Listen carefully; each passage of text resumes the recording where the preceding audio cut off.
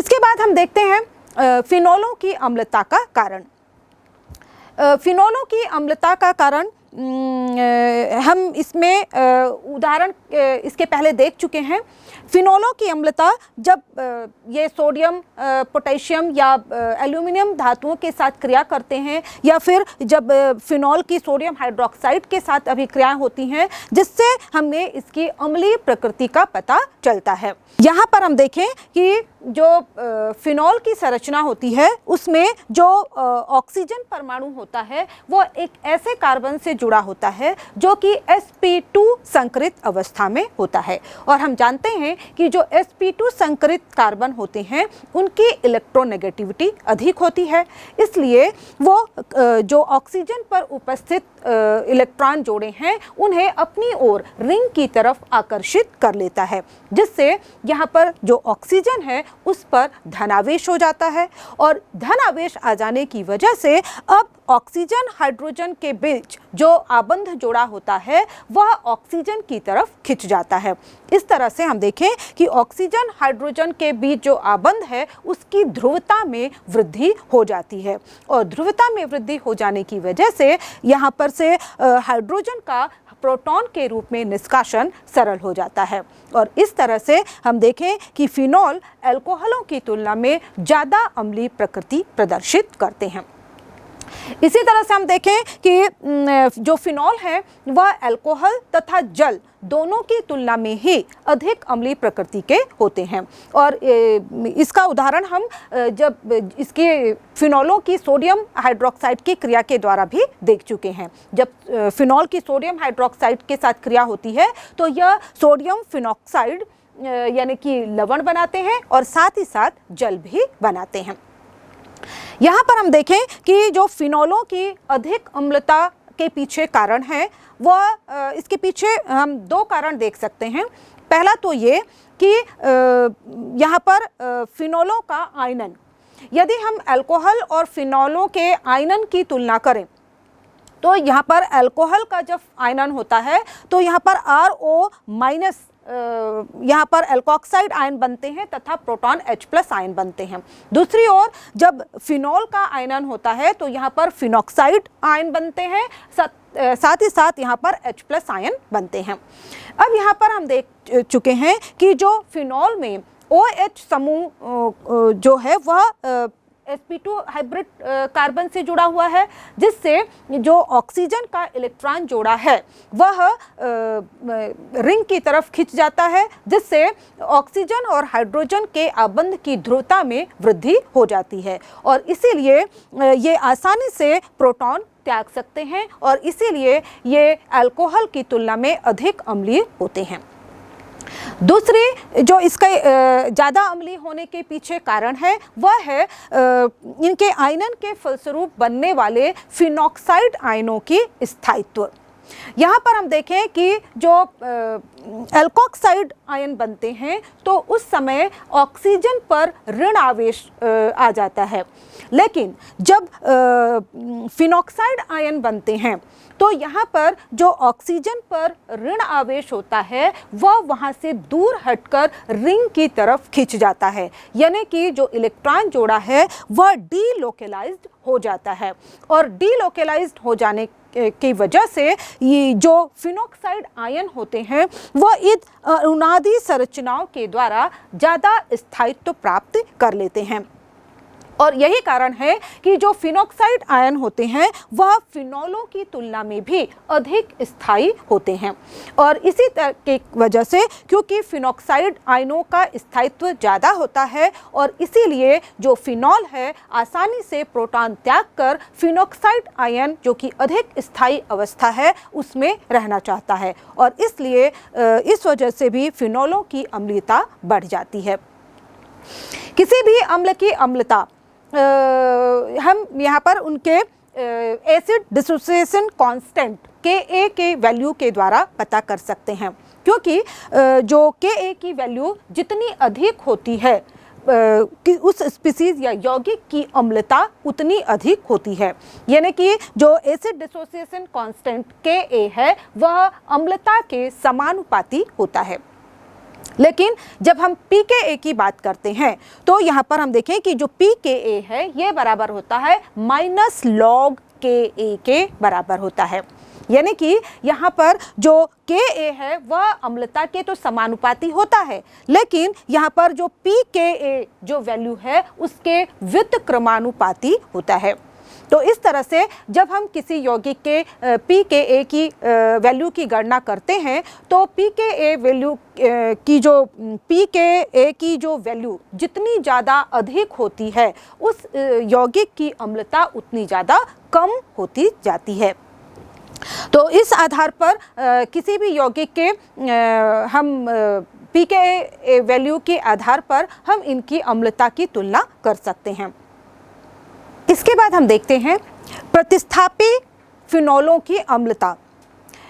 हमने पहले ही कहा किसी भी अम्ल की अम्लता इस बात पर निर्भर करती है कि वह कितनी आसानी से हाइड्रोजन प्रोटॉन के रूप में त्याग सकता है। और हम जानते हैं कि फिनॉल तब हाइड्रोजन को ये प्रोटॉन के रूप में त्याग सकते हैं जब इसमें इनकी ध्रुवता में ऑक्सीजन हाइड्रोजन के बंध की ध्रुवता में वृद्धि हो जाती है, यानी कि ऑक्सीजन पर इलेक्ट्रॉन घनत्व कम होता है।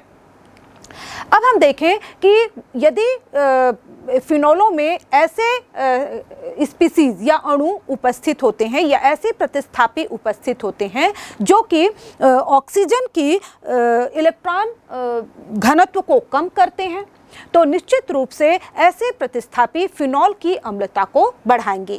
लेकिन यदि इनमें ऐसे प्रतिस्थापी उपस्थित हैं जो कि ऑक्सीजन पर इलेक्ट्रॉन घनत्व को बढ़ाते हैं तो ऐसे प्रतिस्थापी फिनॉलों की अम्लता को कम कर देंगे। उदाहरण के लिए हम यहाँ पर लेते हैं नाइट्रो समूह। हम जानते हैं कि जो नाइट्रो समूह होते हैं वो अच्छे इलेक्ट्रॉन विड्रॉइंग ग्रुप होते हैं, यानी कि इलेक्ट्रॉनों को अपनी ओर खींचने वाले समूह होते हैं। और इसलिए जब ये रिंग में उपस्थित होते हैं, फिनॉलों के साथ प्रतिस्थापी के रूप में उपस्थित होते हैं, तो ये इलेक्ट्रॉन घनत्व को अपनी ओर रिंग की तरफ खींच लेते हैं और इसकी वजह से जो ऑक्सीजन हाइड्रोजन बंध की ध्रुवता में वृद्धि हो जाती है और इस वजह से प्रोटॉन का निष्कासन अधिक हो जाता है। उदाहरण के लिए यदि हम लेते हैं आर्थो नाइट्रो फिनॉल, जिसमें कि फिनॉल में आर्थो पोजीशन पर एक नाइट्रो समूह जुड़ा हुआ होता है। दूसरी ओर यहाँ पर हम उदाहरण ले रहे हैं एक फिनॉल की। फिर तीसरी ओर यदि हम यहाँ पर उदाहरण लेते हैं ऑर्थोक्रिसॉल की। हम जानते हैं ऑर्थोक्रिसॉल में जो फिनॉल में जब ऑर्थो पोजीशन पर एक मिथाइल समूह उपस्थित होता है तो इसे हम ऑर्थोक्रिसॉल कहते हैं। या फिर हम सिंपल एक उदाहरण ले लेते हैं एथेनॉल की। जब हम इन सभी भिन्न भिन्न यौगिकों के अम्लता की तुलना करते हैं तो हम देखते हैं कि जो आर्थोनाइट्रोफिनॉल है इनके pKa वैल्यू जो होती है वह 7.2 होती है। दूसरी ओर जो फिनॉल है जिसमें कोई भी प्रतिस्थापी उपस्थित नहीं है, इसके pKa वैल्यू होती है 10.0। दूसरी ओर यदि यहाँ पर हम ऑर्थोक्रिसॉल को लें जिसमें कि फिनॉल में एक मिथाइल समूह प्रतिस्थापी के रूप में उपस्थित होता है, तो इसके pKa जो की वैल्यू हो जाती है 10.2 जो कि अधिक होती है। तो यदि हम इन तीनों की तुलना करें तो हम देखते हैं कि ऑर्थोनाइट्रोफिनॉल जिसके pKa की वैल्यू सबसे कम है, इसकी अम्लता सबसे ज़्यादा होगी। यहाँ पर हम एक और जो यौगिक लेते हैं एथेनॉल। तो एथेनॉल के जो pKa की जो वैल्यू होती है वो काफ़ी ज़्यादा होती है, ये 15.9 होती है, जो कि ये दर्शाती है कि यह फिनॉलों तथा ऑर्थोनाइट्रोफिनॉल की तुलना में बहुत ही कम अम्लीय होते हैं। तो इस तरह से स्पष्ट है कि फिनॉल जो है एथेनॉल की तुलना में प्रबल अम्लीय होते हैं। इसके बाद हम देखें कि कुछ एग्जाम्पल हम लेते हैं और इन्हें हम अम्लीयता के बढ़ती हुई अम्लीयता के क्रम में व्यवस्थित करते हैं। यहाँ पर हमने लिया है जैसे प्रोपेन 1ऑल 2,4,6 ट्राई नाइट्रोफिनॉल, इसमें नाइट्रोफिनॉल यहाँ पर 3,5 डाइनाइट्रोफिनॉल, इसके अलावा हमने सिंपल जो है फिनॉल ले सकते हैं। इसके बाद हम ले रहे हैं 4 मेथाइल फिनॉल। और इन सब के यदि हम बढ़ते हुई अम्लता के क्रम में अरेंज करें तो हम जानते हैं कि सबसे जो कम अम्लीय होगा वह होगा प्रोपेन 1 ऑल। इसके बाद हम देखें कि जो 4 मेथिल फिनॉल, इसकी अम्लता ज़्यादा होगी क्योंकि यहाँ पर फिनॉल में एक मेथाइल समूह उपस्थित है जो कि फिनॉल की अम्लता को कम कर देगा। और इसके बाद इससे अधिक अम्लता फिनॉल की होगी क्योंकि इसमें कोई भी प्रतिस्थापी उपस्थित नहीं है।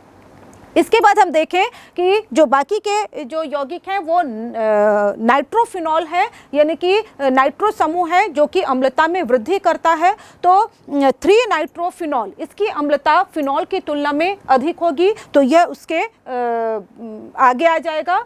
और उसके बाद आएगा उससे भी अधिक अम्लीय हो जाएगा 3,5 डाइनाइट्रोफिनॉल क्योंकि इसमें 2 नाइट्रो समूह उपस्थित हैं। और इन सब में सबसे ज़्यादा अम्लीय प्रकृति होगी 2,4,6 ट्राइनाइट्रोफिनॉल की क्योंकि इसमें 3 नाइट्रो समूह उपस्थित है, इलेक्ट्रॉन विड्रॉइंग समूह उपस्थित हैं जो कि रिंग में जो ऑक्सीजन के उपस्थित इलेक्ट्रॉन है उसको रिंग की तरफ खींच लेंगे, जिससे ऑक्सीजन पर धनावेश हो जाएगा और ऑक्सीजन हाइड्रोजन के बीच जो आबंध है उसकी ध्रुवता में वृद्धि हो जाएगी, जिससे कि हाइड्रोजन का निष्कासन सरल हो जाएगा और इस तरह से इसकी फिनॉल की अम्लता में वृद्धि हो जाएगी। इसके बाद हम अल्कोहल तथा फिनॉलों की एक और महत्वपूर्ण अभिक्रिया को जानते हैं जिसमें कि ऑक्सीजन हाइड्रोजन आबंध का विदलन होता है। ये महत्वपूर्ण अभिक्रिया है एस्टरीकरण अभिक्रिया। हम जानते हैं एस्टर, एस्टर जिनका सामान्य सूत्र होता है RCOOR। यहाँ पर हम देखें कि जब अल्कोहल एवं फिनॉल इनकी क्रिया हम कार्बोक्सिलिक अम्लों से कराते हैं या फिर अम्ल क्लोराइडों से कराते हैं या फिर अम्ल एनहाइड्राइडों से कराते हैं, तो ये इनके साथ अभिक्रिया करके एस्टर बनाते हैं। जैसे कि हम यहाँ पर उदाहरण दे सकते हैं। यहाँ पर ROH जो कि अल्कोहल है, जब इसकी क्रिया हम कार्बोक्सिलिक अम्ल से कराते हैं RCOOH के साथ कराते हैं, तो यहाँ पर जो अल्कोहल का है उसमें के ऑक्सीजन और हाइड्रोजन आबंध का विदलन होता है और इस अल्कोहल का एक हाइड्रोजन एटम कार्बोक्सिलिक समूह के OH समूह के साथ जुड़कर यहाँ पर जल बना लेता है तथा बाकी की स्पीसीज यानी कि RO तथा जो कार्बोक्सिलिक समूह है उसमें COR- समूह यहाँ पर मिलकर एस्टर का निर्माण करते हैं। यहाँ पर हम देखें कि ये जो एस्टरीकरण की अभिक्रिया है वह सांद्र सल्फ्यूरिक अम्ल की उपस्थिति में कराई जाती है और साथ ही साथ यहाँ पर ये जो अभिक्रिया होती है एस्टरीकरण की अभिक्रिया वह उत्क्रमणीय अभिक्रिया होती है और उत्क्रमणीय अभिक्रिया होने की वजह से यहाँ पर जब एस्टर के साथ जो जल बनता है उसके जल को तुरंत यहाँ से निष्कासित करना हटाना आवश्यक हो जाता है, क्योंकि यदि इस जल को तुरंत हटाया नहीं जाता तो वह पुनः एस्टर के साथ क्रिया कर लेता है, एस्टर का जल अपघटन होता है और पुनः अल्कोहल तथा कार्बोक्सिलिक अम्ल में यह परिवर्तित हो जाता है। इसी तरह से जो एनहाइड्राइडों की क्रिया होती है तो यहाँ पर भी देखें कि जो जब अम्ल या अल्कोहल की क्रिया अम्ल एनहाइड्राइडों से होती है, अब अम्ल एनहाइड्राइड किस प्रकार बनते हैं, जब 2 कार्बोक्सिलिक अम्ल के अणु के मध्य से एक जल का अणु बाहर निकल जाता है तो जो स्पीसीज बनती है उसे हम अम्ल एनहाइड्राइड कहते हैं।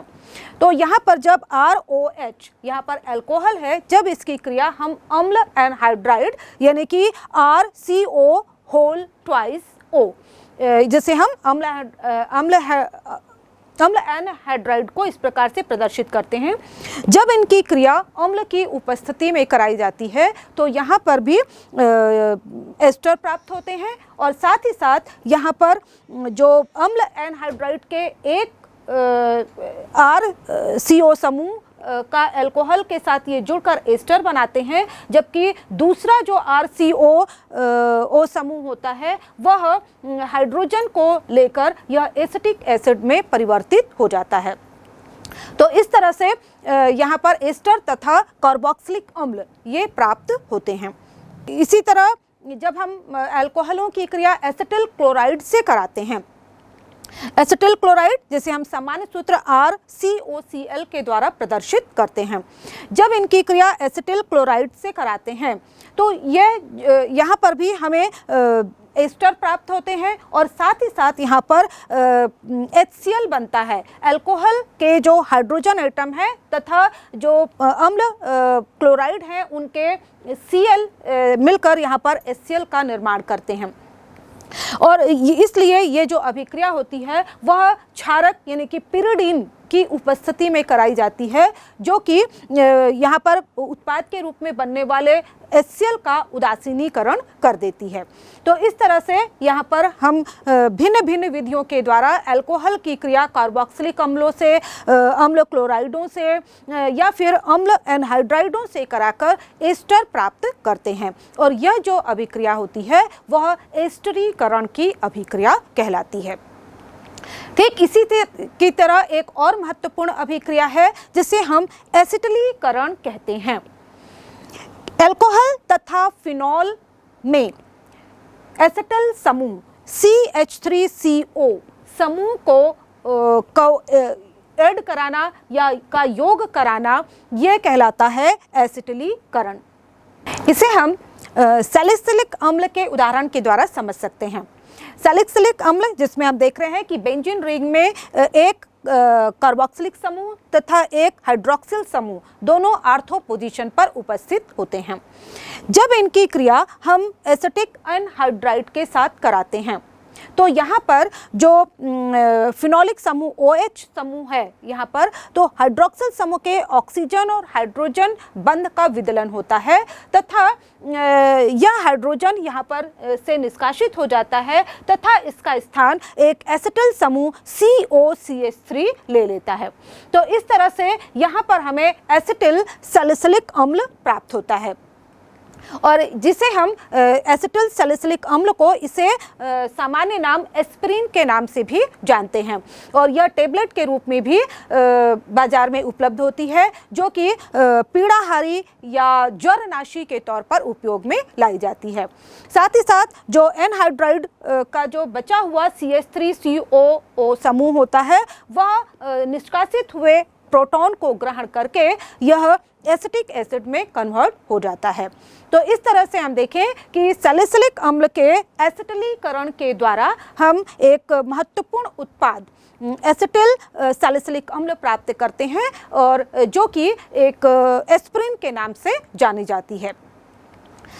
ये थी वो सभी अभिक्रियाएं जिसमें कि अल्कोहल तथा फिनॉल में उपस्थित OH बंध का विदलन होता है।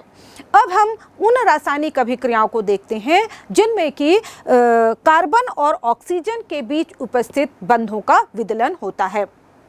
यहाँ पर हम बता दें कि ऐसी अभिक्रियाएं जिसमें कि कार्बन और ऑक्सीजन आबंधों का विदलन होता है, ये अभिक्रियाएं प्रायः अल्कोहल में देखी जाती हैं। फिनॉल इसमें केवल एक ही अभिक्रिया देता है जब इसकी क्रिया हम जिंक डस्ट के साथ कराते हैं। इसके अलावा इसकी इस प्रकार की कोई अभिक्रिया नहीं होती है। लेकिन अल्कोहल्स ऐसी बहुत सी अभिक्रियाएं देते हैं जिसमें कि कार्बन और ऑक्सीजन के मध्य उपस्थित बंध का विदलन होता है। तो इसमें से कुछ अभिक्रियाओं को हम देखते हैं। सबसे पहले हम देखते हैं कि जब अल्कोहल की क्रिया हाइड्रोजन हैलाइडों से कराई जाती है, जब अल्कोहल की क्रिया हम हाइड्रोजन हैलाइडों के साथ कराते हैं तो यहाँ पर जो हाइड्रोजन OH समूह है, पूरा कार्बन से जुड़ा हुआ जो OH समूह है यह निष्कासित हो जाता है, क्योंकि यहाँ पर कार्बन और ऑक्सीजन के बंध का जो विदलन हो रहा है तो यहाँ पर OH समूह निष्कासित हो जाता है और साथ ही साथ यहाँ पर जो हाइड्रोजन हैलाइड होते हैं उसमें से हैलाइड समूह आकर R यानी कि एल्किल समूह से जुड़ जाता है और इस तरह से हमें एल्किल हैलाइड यौगिक प्राप्त होते हैं। यहाँ पर हम देखें कि इस क्रिया के द्वारा हम प्राथमिक, द्वितीयक और तृतीयक तीनों प्रकार के अल्कोहलों की पहचान कर लेते हैं। इसके लिए एक विशेष अभिकर्मक उपयोग में लाया जाता है जिसे हम ल्यूकास अभिकर्मक कहते हैं, और इस अभिक्रिया को ल्यूकास परीक्षण के नाम से जाना जाता है। ल्यूकास अभिकर्मक होता है जिसमें कि सांद्र हाइड्रोक्लोरिक अम्ल तथा जिंक क्लोराइड का मिश्रण होता है, जिसे हम ल्यूकास अभिकर्मक कहते हैं।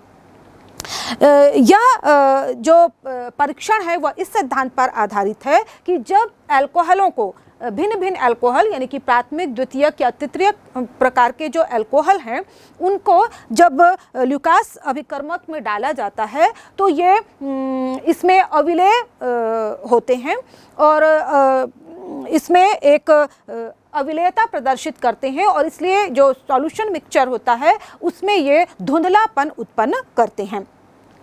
यहाँ पर हम बताएं कि जो अल्कोहल्स हैं वो ल्यूकास अभिकर्मक में आसानी से विलेय हो जाते हैं, लेकिन इनसे जो बनने वाले जो इनके एल्किल हैलाइड होते हैं वो ल्यूकास अभिकर्मक में विलेय नहीं होते, ये अविलेय होते हैं, और अविलेय होने की वजह से ये धुंधलापन उत्पन्न करते हैं। तो यहाँ पर तीनों प्रकार के अल्कोहलों की ल्यूकास अभिकर्मक के साथ अभिक्रिया भिन्न भिन्न प्रकार से होती है। जब यहाँ पर तृतीयक अल्कोहल को ल्यूकास अभिकर्मक में डाला जाता है तो यह तुरंत धुंधलापन उत्पन्न करते हैं, काफ़ी तेज़ी से अभिक्रिया होती है और विलयन पूरा धुंधला हो जाता है।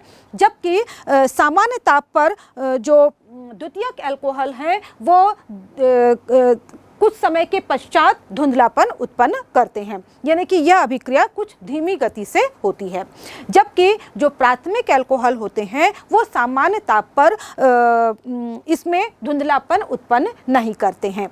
तो इस आधार पर हम तीनों प्रकार के अल्कोहलों की ल्यूकास अभिकर्मक से अभिक्रिया के द्वारा भिन्नता कर लेते हैं या उनकी हम पहचान कर पाते हैं।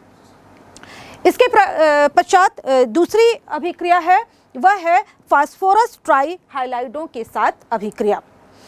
जब अल्कोहलों की क्रिया फास्फोरस ट्राई हाइलाइड के साथ कराई जाती है तो यहाँ पर पुनः एल्किल हाइलाइड बनते हैं। जैसे कि यहाँ पर हम अल्कोहल की क्रिया फास्फोरस ट्राई ब्रोमाइड के साथ कराते हैं तो यहाँ पर हमें एल्किल ब्रोमाइड प्राप्त होता है और साथ ही साथ यहाँ पर फास्फोरस अम्ल बनता है। जैसे यहाँ पर हम उदाहरण ले सकते हैं ROH, जब इसकी क्रिया हम PBr3 फास्फोरस ट्राई ब्रोमाइड के साथ कराते हैं तो यहाँ पर हमें मिलता है RBr यानी कि एल्किल ब्रोमाइड प्राप्त होता है, और साथ ही साथ हमें यहाँ पर H3PO3 यानी कि फास्फोरस अम्ल प्राप्त होता है। तो इस तरह से ये हमें जो अल्कोहल होते हैं एल्किल ब्रोमाइड में कन्वर्ट हो जाते हैं। इसके बाद हम देखें अल्कोहलों की एक और सबसे महत्वपूर्ण अभिक्रिया वो होती है डिहाइड्रेशन या निर्जलन। जब अल्कोहल की क्रिया सांद्र सल्फ्यूरिक अम्ल अथवा फास्फोरिक अम्ल H3PO4 के साथ कराई जाती है या फिर यहाँ पर हम निर्जलित जिंक या फिर एल्यूमिना जैसे उत्प्रेरकों की उपस्थिति में कराई जाती है तो अल्कोहलों में से जल का एक अणु निष्कासित हो जाता है, और जल के अणु के निष्कासित हो जाने के फलस्वरूप यहाँ पर हमें एथिलीन जो असंतृप्त हाइड्रोकार्बन है एथीन प्राप्त होती हैं। उदाहरण के लिए इसे हम एथेनॉल के उदाहरण के द्वारा समझ सकते हैं। जब एथेनॉल की क्रिया 443 केल्विन टेम्परेचर पर सांद्र सल्फ्यूरिक अम्ल के साथ कराई जाती है तो जो सांद्र सल्फ्यूरिक अम्ल है ये बहुत ही अच्छा निर्जली कारक होता है, तो यह अल्कोहल में से जल के अणु को निष्कासित कर देता है जिसके फलस्वरूप हमें ethylene CH2 double bond CH2 ethylene प्राप्त होती हैं।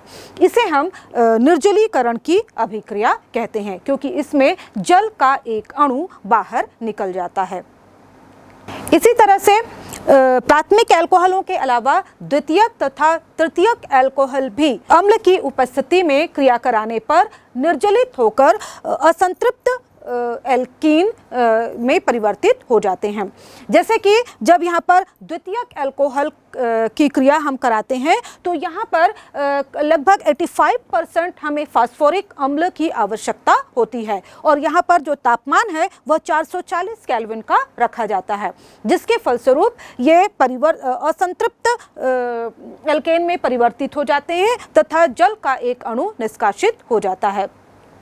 इसी तरह से जब हम तृतीयक अल्कोहल का निर्जलीकरण करते हैं तो हमें और भी मध्यम या कम परिस्थितियों की आवश्यकता होती है। केवल 20% फास्फोरिक अम्ल की क्रिया के द्वारा और साथ ही साथ तापमान भी हमें कम रखने की आवश्यकता होती है और जिसके फलस्वरूप ये एथीन में कन्वर्ट हो जाते हैं तथा इनमें से जल का अणु निष्कासित हो जाता है। तो इस तरह से हम देखें कि प्राथमिक अल्कोहल की तुलना में द्वितीयक और जो तृतीयक अल्कोहल हैं उनका निर्जलीकरण और सरल होता है, क्योंकि तृतीयक जो अल्कोहल होते हैं उनसे बनने वाले जो कार्बोकेटायन बनते हैं वो ज़्यादा स्थायी होते हैं और इसीलिए इनका निर्जलीकरण आसानी से किया जा सकता है।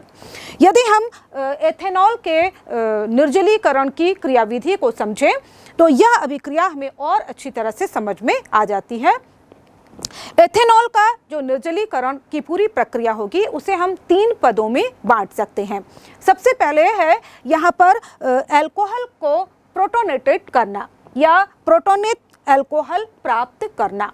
तो इसके लिए हम अल्कोहल की जब अम्ल के साथ क्रिया कराते हैं तो यहाँ पर जो अल्कोहल का ऑक्सीजन होता है उस पर ऋण आवेश होता है, जिससे कि जो अम्ल से प्राप्त प्रोटॉन है वह इससे आकर जुड़ जाता है और जिसकी वजह से जो अल्कोहल जो स्पीसीज हमें प्राप्त हो रही है वह यहाँ पर अभी जो है वह प्रोटोनेटेड अल्कोहल कहलाती है।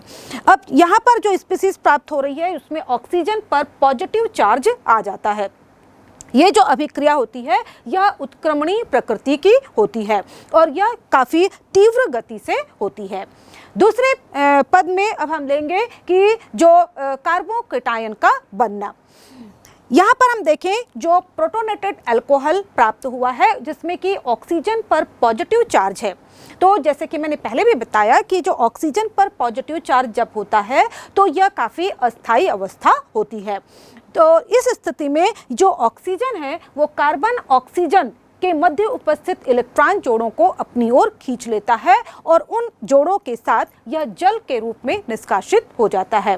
जबकि जो चूंकि यहाँ पर ऑक्सीजन जो इलेक्ट्रॉन जोड़ा है वो ऑक्सीजन की तरफ चला गया है, इसलिए अब जो कार्बन है बचा हुआ कार्बन है उस पर पॉजिटिव चार्ज आ जाता है और इस तरह से हमें एक कार्बोकेटायन प्राप्त होता है। तीसरे स्टेप में अब इस प्रकार जो कार्बोकेटायन प्राप्त हुआ है उसमें से एक प्रोटॉन का निष्कासन होता है और इसके लिए चूंकि यहाँ पर कार्बन पर पॉजिटिव चार्ज है और इसलिए यहाँ पर जो दूसरे कार्बन से जुड़ा हुआ हाइड्रोजन होता है वो हाइड्रोजन और कार्बन के बीच उपस्थित इलेक्ट्रॉन जोड़ा है वह कार्बन और कार्बन के मध्य यहाँ पर आ जाता है, जिससे और जो हाइड्रोजन है वो प्रोटॉन के रूप में निष्कासित हो जाता है और तथा कार्बन और कार्बन के मध्य एक द्विबंध का निर्माण हो जाता है।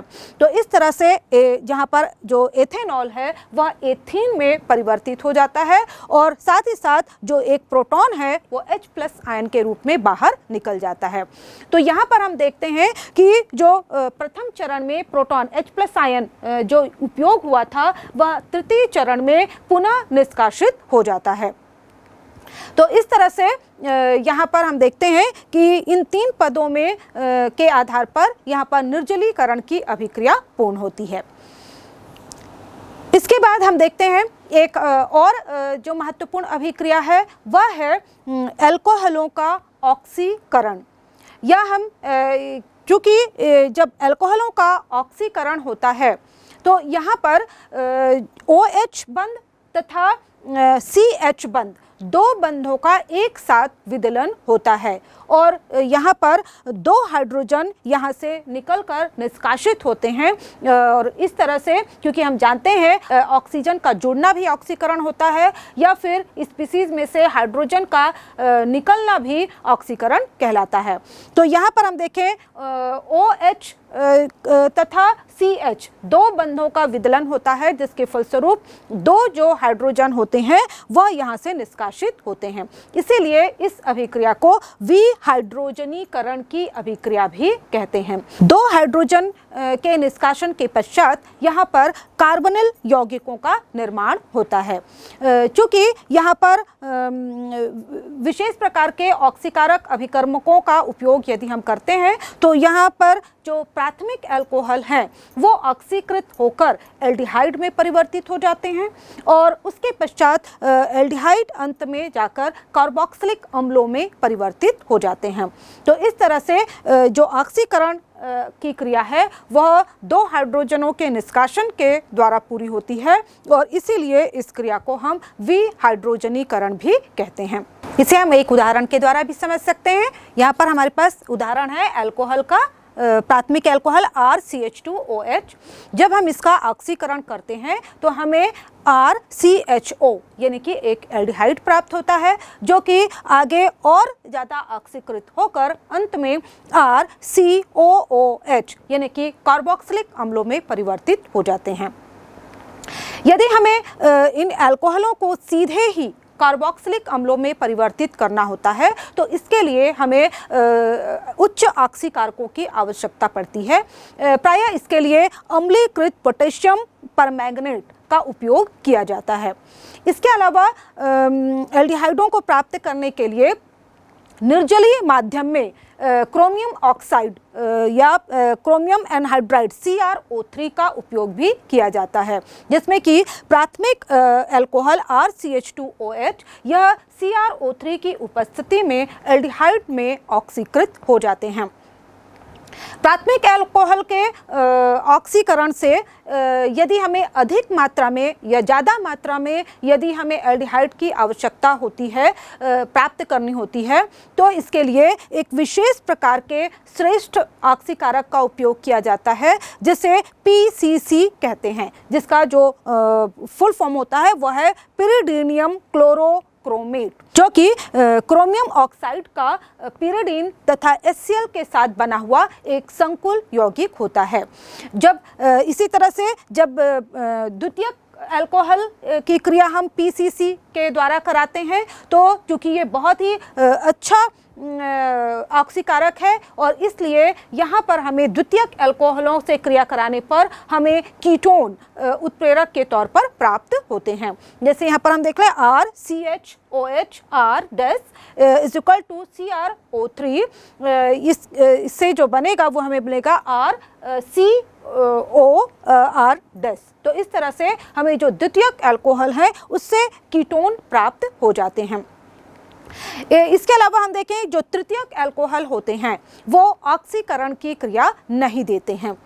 इसके अलावा हम देखें कि कुछ जो प्रबल ऑक्सीकारक हैं, जैसे कि मैंने बताया पोटेशियम परमैंगनेट जो होते हैं वो कई बार जो अल्कोहलों से क्रिया कराने पर ये कार्बन कार्बन के बीच आबंध का भी विदलन कर देते हैं और इस वजह से जो हमें कई कार्बोक्सिलिक अम्ल प्राप्त होते हैं और जो कार्बोक्सिलिक अम्ल प्राप्त होंगे क्योंकि इसमें कार्बन कार्बन बंध का विदलन हो जाता है, इसलिए इस प्रकार से प्राप्त होने वाले जो कार्बोक्सिलिक अम्ल होते हैं उनमें कार्बन की संख्या कम पाई जाती है। अल्कोहलों को ऑक्सीकृत करने की एक और भी विधि है। जब हम प्राथमिक अल्कोहल को इसमें प्राथमिक द्वितीयक और तृतीयक अल्कोहल तीनों का यहाँ पर हम ऑक्सीकरण करते हैं।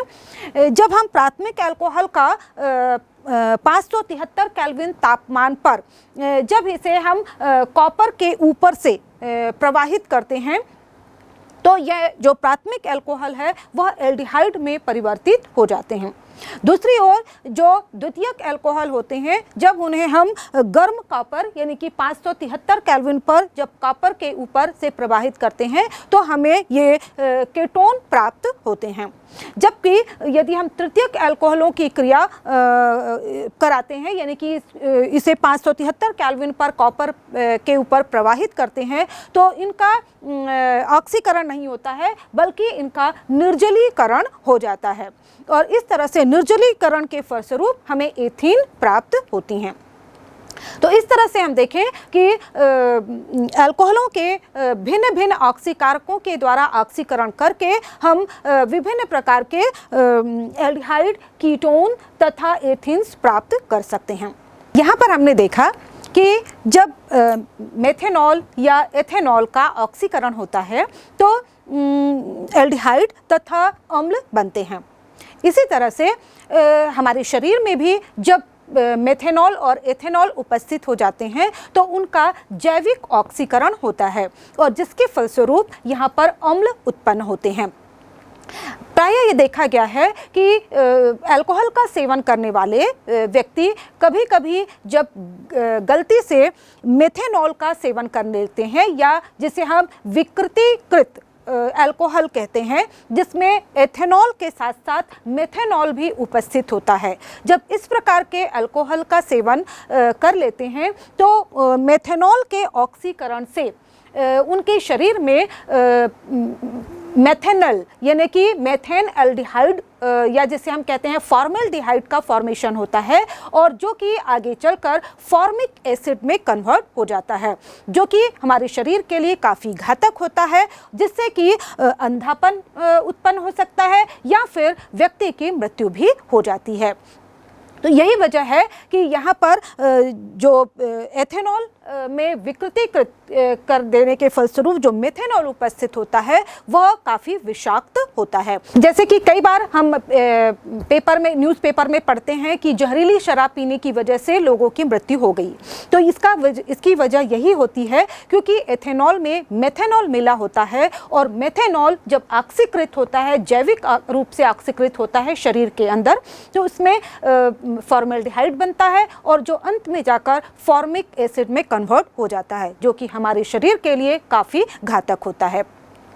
इस मेथेनॉल या फॉर्मेल्डिहाइड की जो अम्लता है या विषाक्तता है, इसको कम करने के लिए उस विषाक्त व्यक्ति के शरीर में तनु एथेनॉल को अंतःशिरा के द्वारा चढ़ाया जाता है, जिससे एथेनॉल एल्डिहाइड को या जो फॉर्मेल्डिहाइड को फॉर्मिक एसिड में परिवर्तित करने के लिए जो एंजाइम जिम्मेदार होता है वह अधिक मात्रा में जल को ग्रहण कर लेता है और इस समय चूंकि यह जल को ग्रहण कर लेता है, अतः जो वृक्क होता है उसे फॉर्मिक एसिड को शरीर से बाहर करने का समय मिल जाता है और इस तरह से धीरे धीरे शरीर की जो विषाक्तता है वह कम हो जाती है।